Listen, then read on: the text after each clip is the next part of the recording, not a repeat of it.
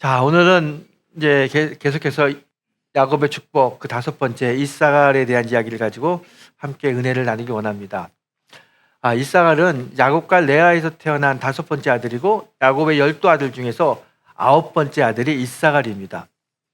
이사갈 하면 여러분 어떤 생각이 드십니까? 저는 이사갈이 잘 외워지지가 않아가지고 신학교 다닐 때 이사갈 잘 안 외워진다 그랬더니요, 저희 친구가 저한테 그러는 거예요. 이사갈을 그렇게 이사갈 하지 말고 이사갈 그러는 거예요.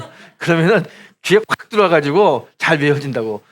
그때 그 친구가 했던 이사갈 이 말이 지금도 생각이 나. 이사갈만 보면은 그때 그 이야기가 생각납니다. 이사갈은 참 우리에게 영적으로 많은 의미가 있는 지파입니다. 오늘 그 은혜를 함께 나누기 원합니다.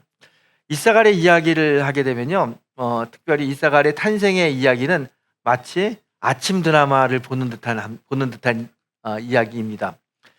여러분, 야곱에게는 부인이 두 명 있었습니다. 레아와 라헬. 두 부인은 서로 자매지간이었죠.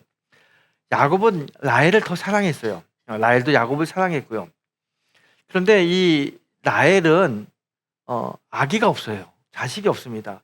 정말 사랑하는 남편 야곱과 함께 자식을 낳고 싶은데 자식이 안 생겨요. 그게 늘 마음속에 부담이었고 그게 마음속에 짐이었습니다. 그런데 또 다른 아내, 언니이면서 또 다른 아내 레아는 아이가 많은 거예요.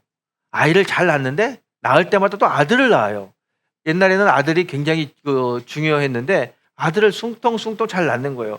그러니 이 라헬 입장에서 보게 되면요, 언니지만 자신과 같은 남편을 공유하는 경쟁자잖아요. 마음의 분노도 있고요, 또 질투심도 생기고, 또 나는 왜 이렇게 아기가 생기지 않을까, 그런 억울한 마음도 생기고 여러 가지 마음이 이게 교차합니다. 그렇게 이제 살고 있는데 어느 날 이 라헬이 언니 레아를 만나러 갔어요.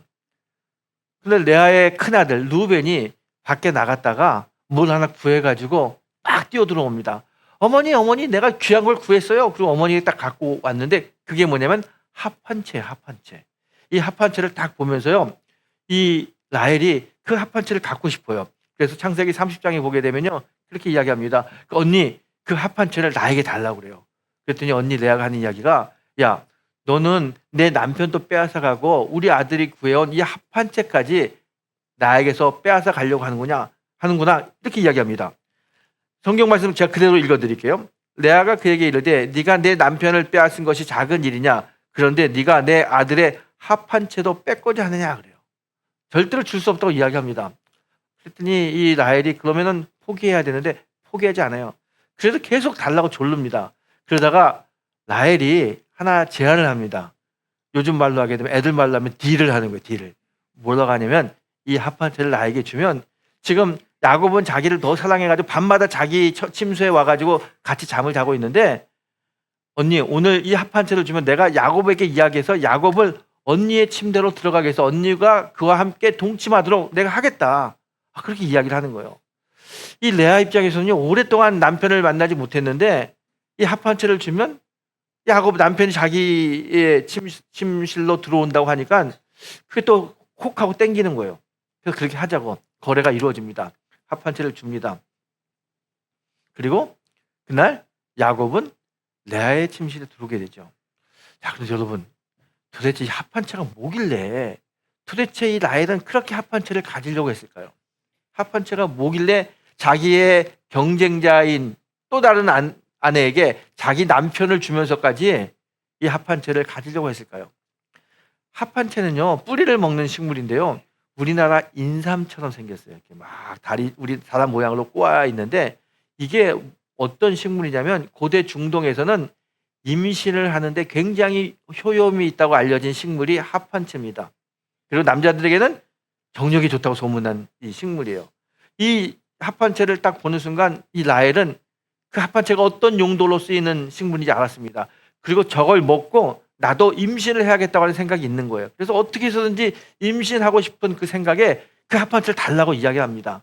자기 남편을 그 레아에게 보내면서까지 합판채를 가지려고 해요. 그만큼 아기를 갖고 싶었던 마음이 있습니다. 그런데 성경을 읽어보게 되면요, 참 인생이 참 아이러니한 거예요. 이 합판채를 주고 합판채를 먹었던 이 라헬, 남편을 주고 합판채를 이제 먹었잖아요. 이 라헬에게 아기가 생겨야 되는데 아기가 생기지 않아요, 여전히. 그런데 이 합한채를 준 레아는 그날 밤 야곱이 들어와 가지고 동침했는데 그날 밤 하루 동침했는데 또 임신을 한 거예요. 그리고 아이를 낳았는데 그 아이가 아들. 그 아들 이름을 뭐라고 질까 하다가 그 아들 이름을 이사갈이라고 이름을 줬습니다. 그 오늘 주인공 이사갈이에요. 그 이사갈의 뜻이 뭐냐? 이사갈은요, 값이라고 하는 뜻입니다. 값을 주고 내가 너를 낳았다. 대가를 지불하고 너를 얻었다. 그 뜻이 이사갈입니다. 이사갈. 그렇게 이사갈이 태어났어요.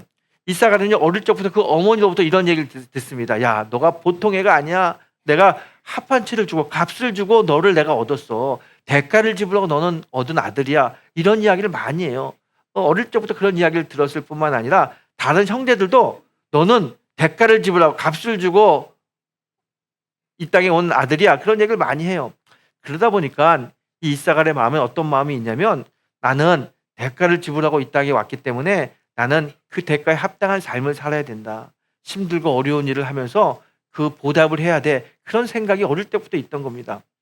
야곱의 아들들이 12명이 있는데요. 12명의 아들들이 일하다 보면은 굳은 일이 있고 하기 싫은 일이 있는데 그 일을 다 이사갈에게 시킵니다. 근데 이사갈은 자기는 대가를 지불하고 나왔기 때문에 내가 저런 일을 내가 해야지. 그러니까 어릴 적부터 그냥 막연한 그런 사명감이 있는 거예요. 그래서 굳은 일, 어려운 일, 힘든 일은 이사갈이 다 했습니다. 그러면서 이렇게 성장을 했어요. 그러다가 어느 날 아버지 야곱이 아들들 다 불러 모읍니다. 내가 이제 천국에 가야 되는데 아들들 이름을 부르면서 축복하겠다고, 그리고 마지막 임종하겠다고 아들들 다 불러 모읍니다. 그리고 아들들 르우벤부터 불러가지고 아버지가 축복합니다. 어떤 아들은 축복하고 어떤 아들은 저주하고 쭉 시간이 흐르다가 아버지가 이사갈을 부릅니다. 이사갈이 아버지의 부름을 받았을 때 가슴이 쿵쿵 뛰는 거예요. 아버지가 나에게 어떤 축복을 할까? 혹시 다른 형들처럼 저주를 내리면 어떡할까? 뭐 그런 복잡한 마음을 가지고 아버지 앞에 무릎을 딱 꿇고 머리를 조아립니다. 야곱이 이사갈의 머리에 손을 딱 얹으면서 축복하는데 어떤 축복을 하냐면 오늘 본문의 말씀으로 축복하는 거예요. 이사갈은 양의 우리 사이에 끌어앉은 건장한 나귀로다. 그는 쉴 곳을 보고 좋게 여기며 토지를 보고 아름답게 여기고 어깨를 내려 짐을 메고 앞제 아래에서 섬기리로다. 다 선포합니다. 이 말은요, 앞으로 이사갈은 공동체를 위해서 섬기고 헌신하는 그런 후손들이 될 거라고 하는 하나님의 축복이죠. 그런데 이 축복을 들은 이사갈은 이 축복이 참 좋기는 좋은데 한편으로는 또 부담이 되는 거예요. 왜냐하면 자기가 어릴 적부터 형들을 섬기고 헌신했습니다. 섬기고 헌신하면서 자랐는데 그러다 보니까 굳은 일은 다 자기가 해야 돼요. 너무 힘들어. 일이 막 오는 거야. 아니 다른 형제들도 좀 했으면 좋겠는데 힘든 일은 야 이사갈 네가 해. 이사갈 네가 해. 다 자기만 시키는 거예요. 그러다 보니까 육체적으로 힘들고 또 마음의 상처도 생기는 거예요. 나는 이렇게 힘든 일을 다 하는데 형들은 알아주지 못하나. 그 마음에 대한 상처, 힘든 일이 있어요. 그래서 하나님이 이 야곱을 통하여 너의 후손들은 섬기고 헌신하는 자리에 서게 될 것이다. 이렇게 축복하는데 이게 참 얼마나 귀합니까? 남을 섬기고 남을 위해서 헌신하는 자리에 우리의 후손들이 쓰임 받는다는 게 큰 축복인데 한편으로는 그 아버지의 마음에 어떤 마음이 있냐면 그러면 힘들 텐데 그런 마음에 상처가 있을 텐데 그런 생각이 드니까 이 두 가지 마음이 다 교차하는 거예요. 근데 여러분 성경을 쭉 읽으면서 깨닫는 게 하나 있습니다. 우리가 섬김이라고 하는 것, 헌신이라고 하는 것은요, 육체적인 힘듦, 그리고 마음의 아픔, 또 남한테 안 좋은 소리 듣는 것, 이걸 다 포함하는 단어가 그게 바로 섬김이라는 거예요. 섬김은요, 사람들에게 칭찬만 받는 게 섬김 아닙니다. 섬김하다 보면, 헌신하다 보면 손가락질도 당하고요, 오해도 당하고요, 오해도 받게 되고 또 육체적으로도 어려움도 당하게 됩니다. 근데 그 모든 것이 다 섬김이라는 거예요.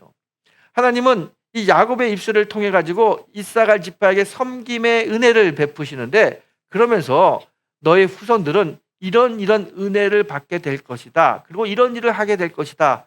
이야기해요. 그 내용을 한번 자세히 보겠습니다. 첫 번째 뭐라고 이야기합니까?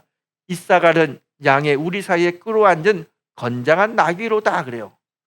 이사갈 후손들을 뭐라고 이야기하냐면 양의 우리에 끌어앉은 나귀와 같다고 이야기합니다. 여러분 한번 상상해 보세요. 양 우리에 나귀가 아주 건강한 나귀가 딱 끌어앉아 있는 거예요. 아니 양 우리에 왜 나귀가 있을까? 여러분 이 양은요 우리가 보게 되면 하얗고 굉장히 깨끗하고 아름다운 그런 짐승 같지만 사실은 양을 길러본 사람들이 이야기하는데 양은 되게 지저분하다고 그래요. 그리고 양은요 초고도 근시입니다. 앞에 것밖에 안 보여요. 그래서 양 새끼들이 양을 몰잖아요. 양은 멀리 못 보기 때문에 바로 앞에 있는 양의 엉덩이만 보는 거예요. 그 쫓아가다가 앞에 있는 양이 웅덩이에 빠지면요 피해야 되는데 못 피해요. 그 안 보이니까 다 거기 빠져. 그렇게 멍청해요. 그리고 욕심은 얼마나 많은지 뭘 주잖아요. 그럼 배가 부르면 먹지 말아야 되는데 배가 불러도 먹는 게 양이에요. 그럼 배탈이 잘 나요. 그렇다고 양이 보세요. 다른 짐승처럼 뿔이 있느냐, 날카로운 발톱이나 이빨이 있느냐, 싸움할 때는 전혀 도움이 되지 않아요. 그렇다고 적들이 왔을 때 빨리 도망갈 수 있는 민첩성이 있느냐, 양 뛰는 거 보셨어요? 뒤뚱뒤뚱 잘 뛰지도 못해요. 양은요, 많은 짐승들 중에서 가장 연약하고 공격하기 좋은 짐승이 양입니다. 그래서 어려움을 당하면 속수무책이에요. 성격적으로도 막 대드는 성격이 아닙니다. 여러분 양 잡는 거 보셨어요? 몽골이나 이런 중동 같은 데 가면 이제 여행 가다 보면 양고기 준다고 양 잡아요. 양 잡을 때 보게 되면요. 양을 끌어 딱 잡고 양 잡는 사람이 칼로 양을 딱 찌르는데요. 양이 칼로 딱 찌를 때요. 그냥 매 그리고 딱 죽어요. 소리 지르게 매 그리고 딱 죽어요. 그래서 성경에 마치 도살장에 끌려가는 어린 양 같다고 하는 예수님의 그 모습이 정말 아무 반항하지 못하고 그냥 끌려가는 양의 모습들. 여러분 염소 잡는 거 보죠. 염소는요 얼마나 소리 지르는지 몰라요. 이 염소 잡으려고 가가지고 붙잡는 그 순간부터 매매매거리고 온 동네가 떠나가게 소리 지릅니다. 칼 갖다 대면요 난리를 쳐요.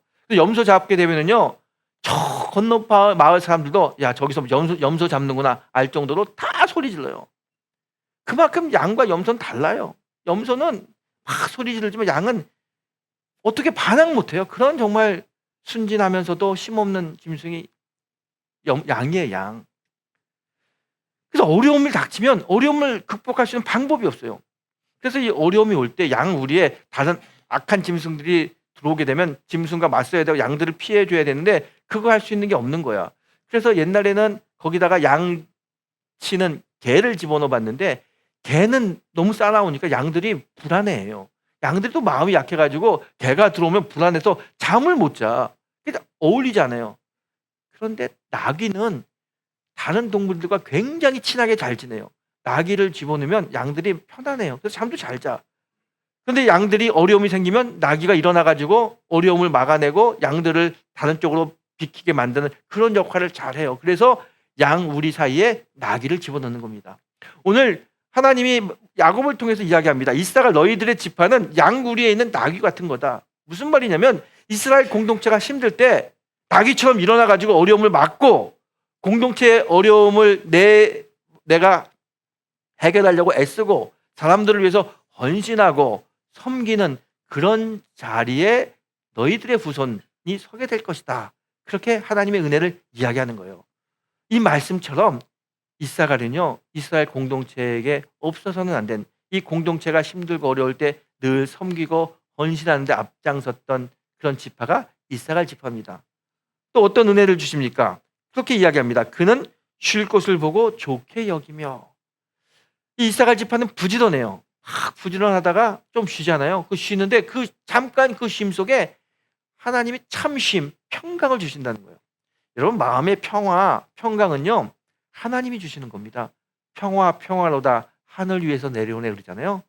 여러분 근데 우리는요 열심히 일하다가 좀 힘들면 좀 쉬어야지 그래요. 쉼이 필요하죠. 여러분 어떻게 쉽니까?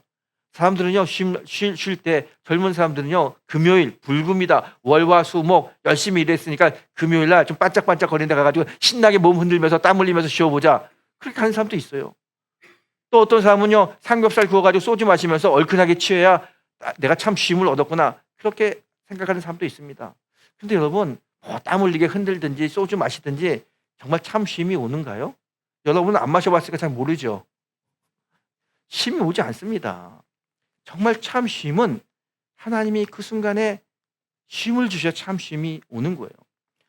저는 가끔 이렇게 지금은 더워서 못 하는데 봄, 가을에 저희 아내하고 이렇게 한강을 걸어요.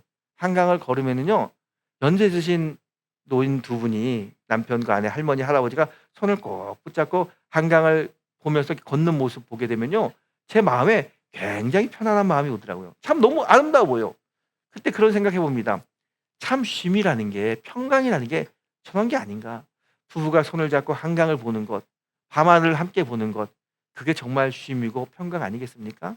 하나님이 그 평강을, 참 쉼을 이사갈 지파에게 은혜로 베푼다는 거예요.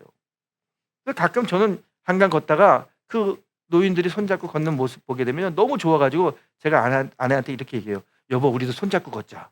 그럼 저희 아내가 꼭 그래요. 누가 보면 어떡하라고. 보면 좀 어때? 그럼 제가 말씀드리는데요. 제가 여자 손을 잡고 걷잖아요. 둘 중에 하나입니다. 젊은 여자는 저희 딸이고 나이가 든 여자는 저희 아내입니다. 다른 분이 없어요.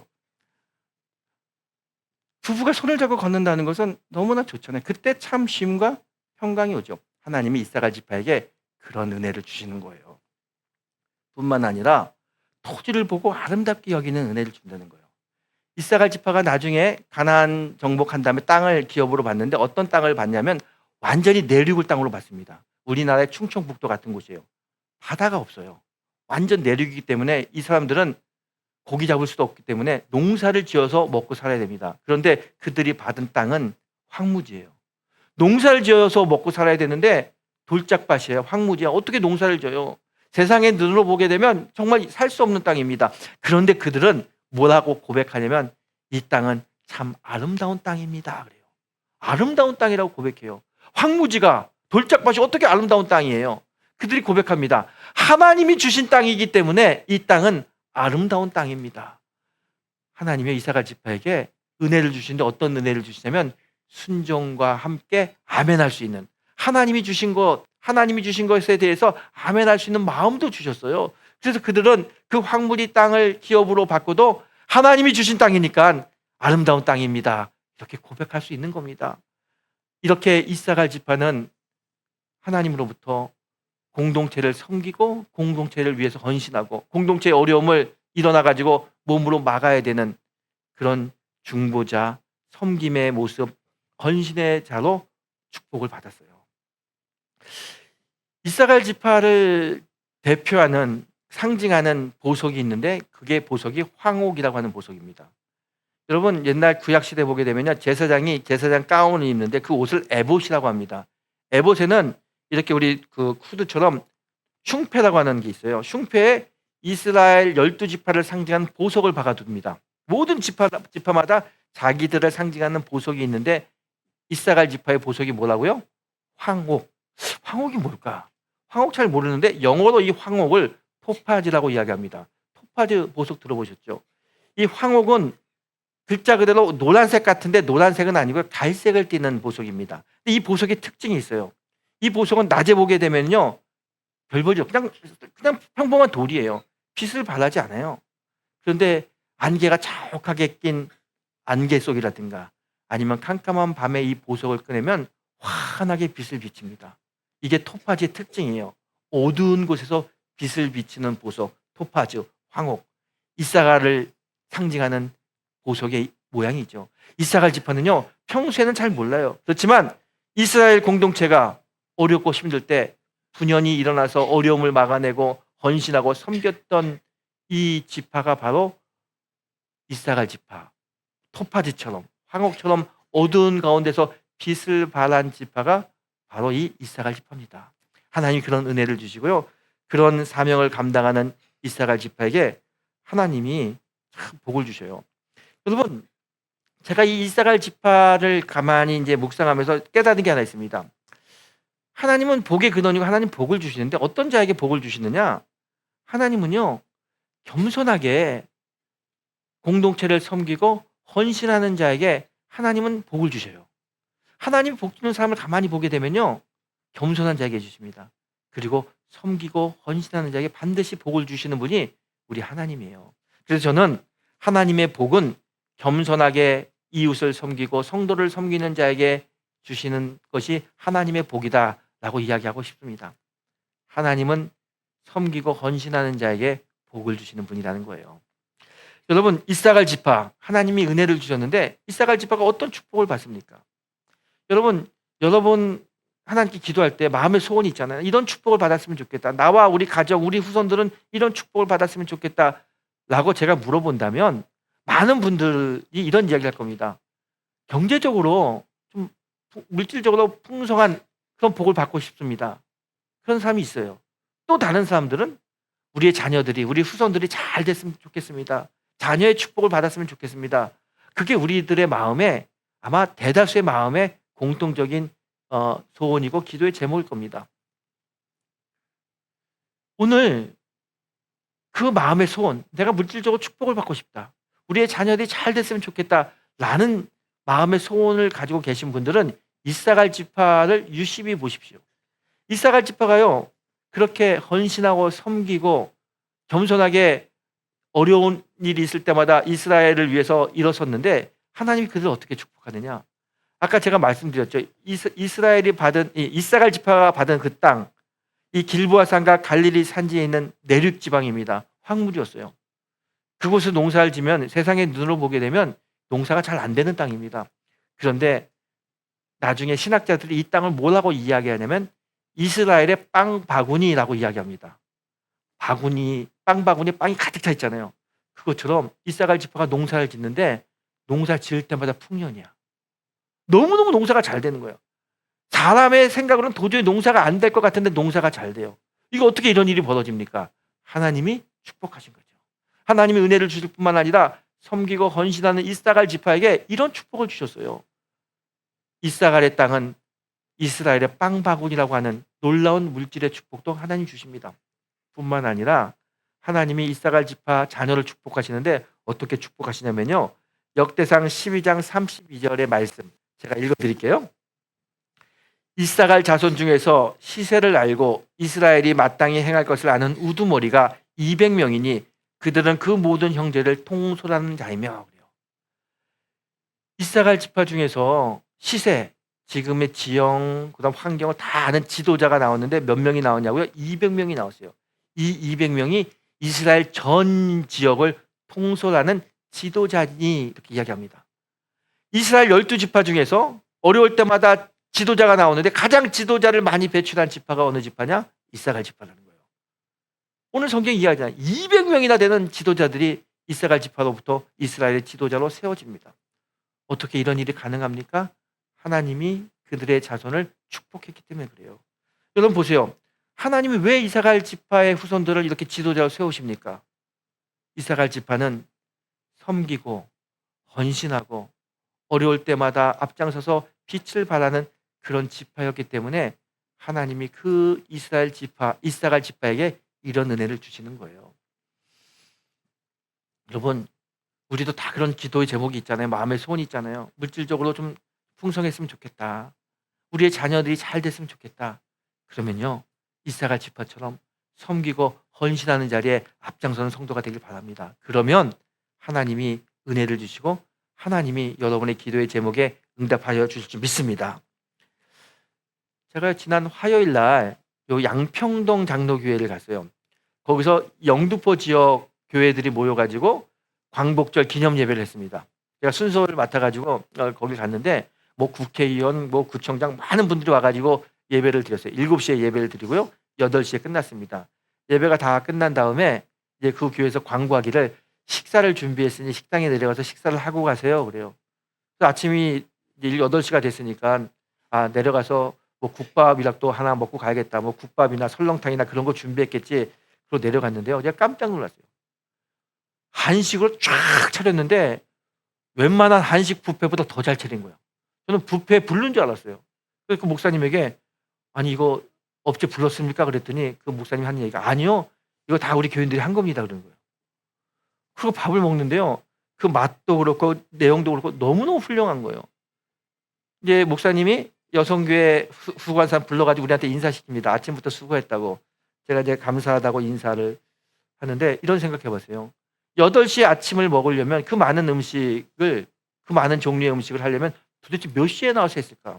상상이 되잖아요. 새벽부터 나와서 했을 거예요. 한두 명도 아니고 많은 분들이.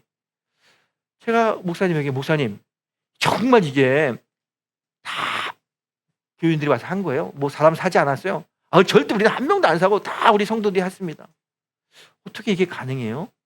이게 어떻게 성도들이 새벽부터 와가지고 이 많은 음식을 이렇게 잘 차릴 수가 있어요? 그랬더니 그 목사님 하는 이야기가, 목사님, 우리 교회 역사가 117년 됐습니다.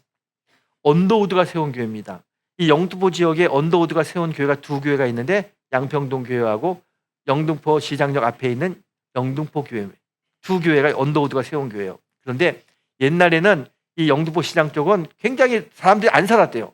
양평동 쪽에 많이 살아가지고 언더우드가 본격적으로 목회하고 사역한 곳은 양평동입니다. 우리 교회에서 실질적으로 사역을 많이 하고 일대 담임 목사로서 언더우드가 사역을 했습니다. 이렇게 자랑합니다. 그러면서 그 목사님이 하는 말이, 언더우드 때부터 우리 교회 끊임없이 이 목사님들이 또 교회 선배들이 강요하고 가리키고 말씀한 게 있는데, 그것은 뭐냐면 섬김과 헌신입니다.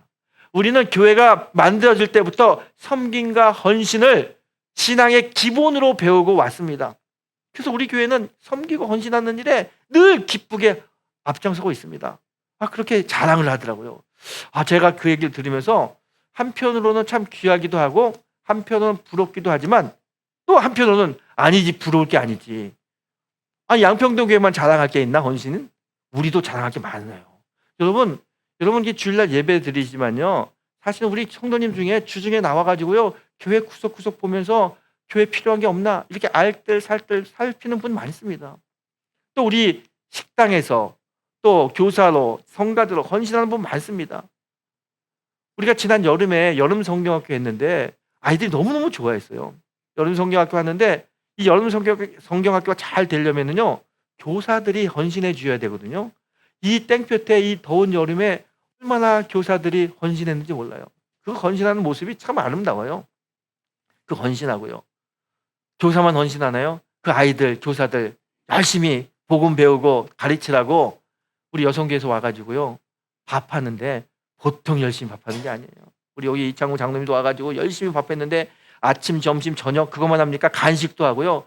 그 여름에 얼마나 헌신한지 모릅니다. 여러분, 저는 이 자리를 빌려가지고 정말 헌신했던 우리 교사님들, 여성교회 다 감사드려요. 그리고 축복합니다. 깨달은 게 하나 있어요. 이 헌신과 섬김은 하나님의 마음을 움직이고요, 하나님이 헌신과 섬김하는 자에게 하나님께서 복을 주십니다. 목사님, 그걸 어떻게 합니까? 오늘 이사갈의 이야기가 그 얘기 아닙니까? 이사갈 그 지파는 섬김과 헌신의 지파였어요. 그들에게 복을 주셔요. 어떤 복을 주셨습니까? 그들은요, 물질의 복을 받았습니다. 이사갈 지파는 그들이 살고 있는 그 땅, 그 불모지 땅에서 이스라엘의 빵 바구니라고 하는 이야기를 들을 정도로 물질적인 축복을 받았습니다. 왜요? 그들의 헌신과 섬김을 하나님이 축복했습니다. 뿐만 아니라 그들의 자녀에게도 이스라엘의 지도자가 되는 축복을 하나님이 주셨어요. 섬김과 헌신으로 앞장서는 이사갈 지파에게 하나님이 자손의 축복도 주셨습니다. 저는 목회를 하면서 이런 경험이 한 번 있습니다. 제가 전에 있던 교회 이제 하는데 이 총 여성교회 회장을 뽑아야 되는데 요즘 잘 안 하려고 그래요. 다 안 한다는 거예요. 할 만한 사람이 있는데 안 해요. 제가 그 권사님 만나서 좀 하라고, 못 한다는 거예요. 또 왜 못 하냐 그랬더니 마음에 편안하지 않대요. 권사님 마음에 뭐가 제일 안 편안합니까? 그랬더니 딸이 시집을 못 가가지고 너무 힘들다는 거예요. 그래서 제가 그랬어요. 총 여성교회 회장하면 하나님이 좋은 데 시집 보내줄 거라고, 좋은 신랑감 나타난다고, 하버라고. 그래서 억지로 시켰어요. 농담 반, 진담 반 시켰어요. 그리고 저도 기도하죠. 근데 정말 그분이 그때 좋은 사위를 맞았어요. 결혼했어요. 그리고 이제 끝났어요. 그 다음에 여성교회 회장 바뀌어야 되는데 또 안 한다고 그래요. 또 그분을 만났더니 그분이 시집 안 간 딸들이 많아요. 그래서 내가 이거 여성교회 회장하면 딸들 시집 갈 수 있다, 해라. 그랬더니 하셨어요. 근데 그해 또 시집을 갔어요. 그 다음에 세 번째죠. 그 여성교회 회장님도 딸이 있었는데 안 한다 못 한다 했는데, 보시라고 저 역대 여성교회 회장들 다 여성교회 회장하면 좋은 신랑감 나타나서 시집 간다고 그때 하셨는데 그해 또 시집 갔어요.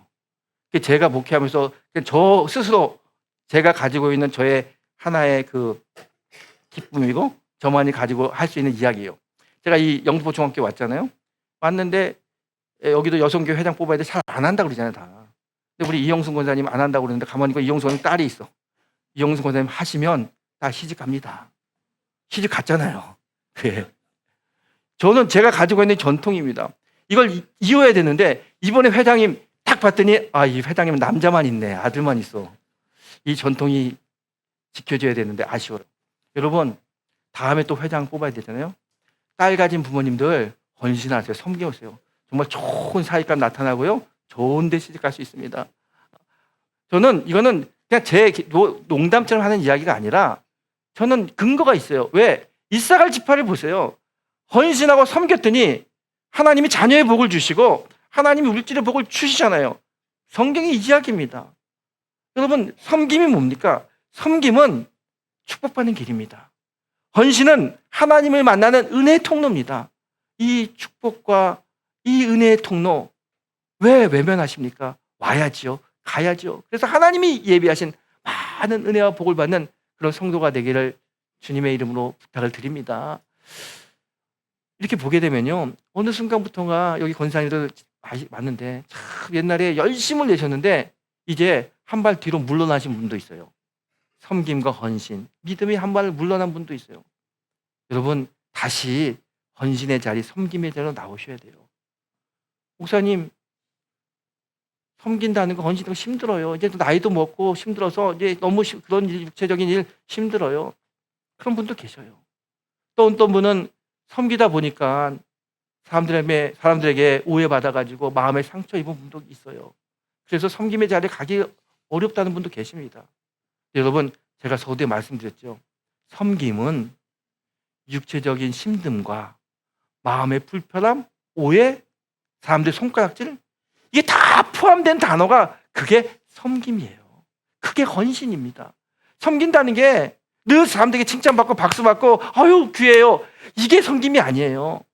섬김은 때로는 육체적인 힘듦도 오는 거고요. 때로는 사람들이 오해 때문에 마음 아파서 눈물 흘리는 그것도 바로 그게 섬김에 포함되는 거예요. 여러분 그런데 분명히 여러분 아셔야 됩니다. 그 섬김은 주님의 축복을 받는 길입니다. 그 헌신은 하나님의 은혜를 받는 은혜의 통로입니다. 이제 한 발 섬김에서 헌신에서 뒤로 물러가 있다면 다시 앞으로 오세요. 섬김의 자리로, 헌신의 자리로 오십시오. 그리고 이사갈 지파처럼 하나님이 예비하신 많은 축복을 받는, 그래서 하나님이 하셨다고 자랑하는 믿음의 성도가 되시기를 주님의 이름으로 축원합니다.